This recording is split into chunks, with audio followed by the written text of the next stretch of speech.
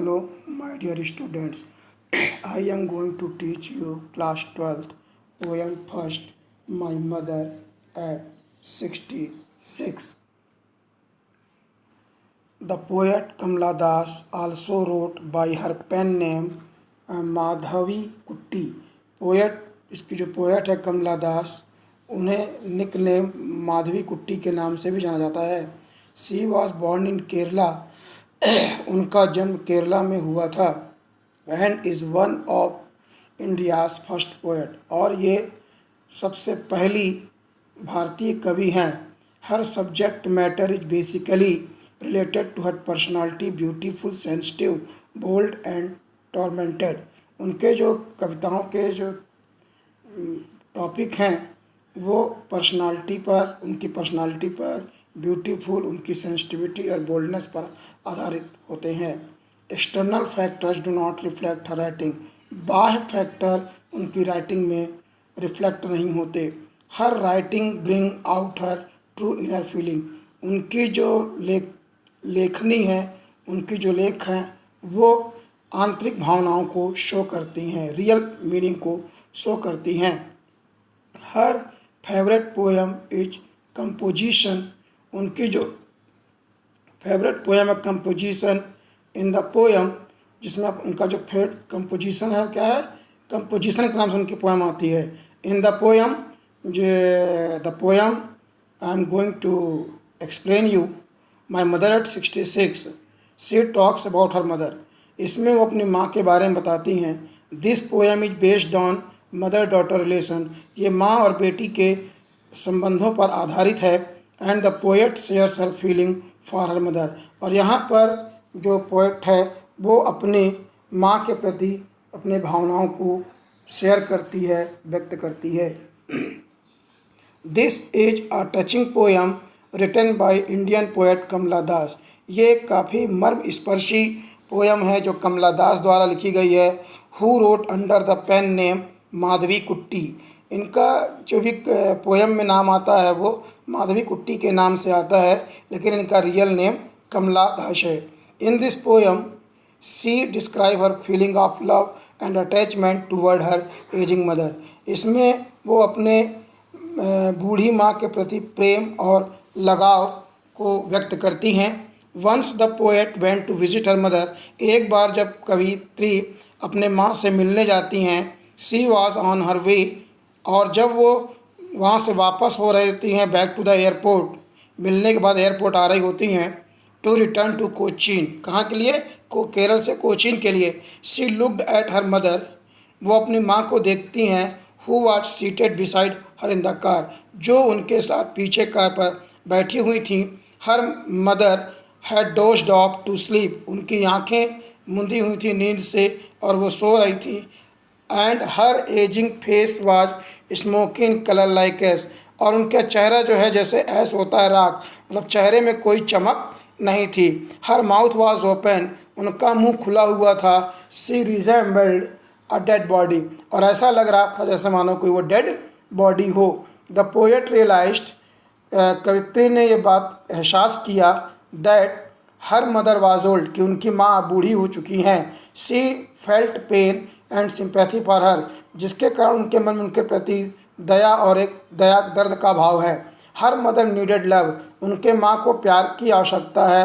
Affection and care, और care की, love, affection और केयर की आवश्यकता है. In order to come out of the gloom.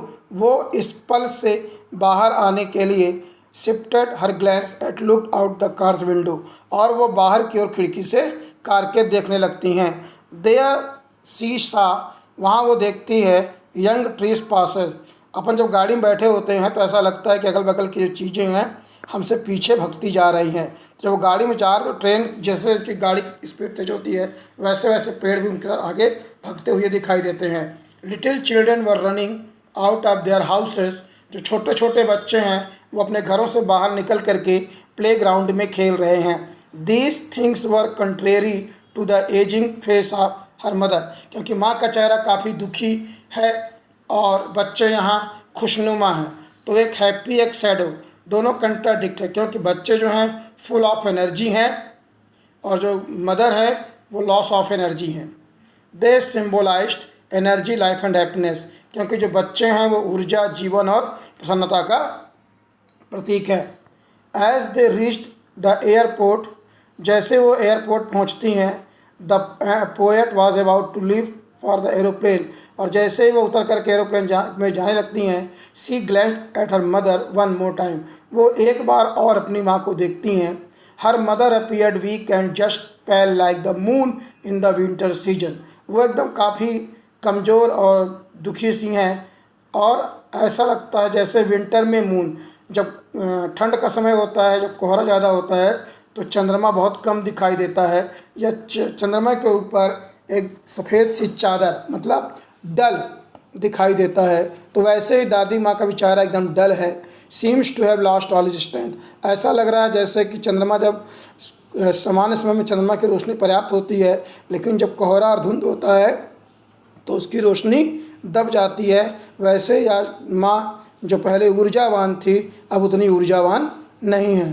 The poet felt the pain and fear for losing her mother, और कवयित्री के मन में अपने माँ को खोने का डर है। She was reminded of her childhood, अपने उस बचपन को याद करती है। When she used to fear losing her mother, जैसे छोटा बच्चा जो होता है ना, वो माँ से अलग होने में डरता है, तो जैसे वो उस समय छोटे में अपने माँ से अलग होने में डरती थी, एक भय था, वैसा ही भय आज उस कवयित्री के मन में फिर है। As child she could not bear to be separated from her mother, जैसा कि जब वो बच्ची थी और वो अपने माँ से अलग नहीं हो सकती थी फॉर अ फ्यू मोमेंट, एक पल के भी लिए, now see loss would be permanent, और शायद अब लगता है कि उनका जो बिछड़न है स्थायी होगा।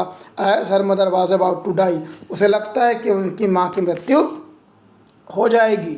And she would loss her for ever, और वो उन्हें हमेशा हमेशा के लिए खो देंगी। The poet did not express her feeling, कवि जो हैं अपने भावनाओं को एक्सप्रेस नहीं करती। सी स्माइल्ड एंड सेड, और वो मुस्कराती हैं और कहती हैं, सी यू सून अम्मा, हम तुमसे अम्मा जल्दी ही मिलेंगे। Because she wanted that her mother should live and they could meet again, क्योंकि वो चाहती है कि उनकी माँ जिंदा रहें लंबे समय तक और वो उनसे पुनः मिल सके। Now see the poem. Driving from my parents home to Cochin, जब मैं अपने घर से कोचीन की ओर वापस आ रही थी लास्ट फ्राइडे, पिछले शुक्रवार को सुबह मॉर्निंग में, आई सा माई मदर बिसाइड मी, मैंने देखा कि मेरी माँ मेरी बगल में बैठी हुई है। डॉज मतलब नींद में डूबी हुई, ओपन माउथ जिनका मुंह खुला हुआ है, हर फेस एसन लाइक, और उनका जो चेहरा है वो डल है। एसन मीन्स यहाँ पर डल के लिए है। लाइक दैट ऑफ क्रॉप्स, जैसे कि कोई डेड बॉडी हो।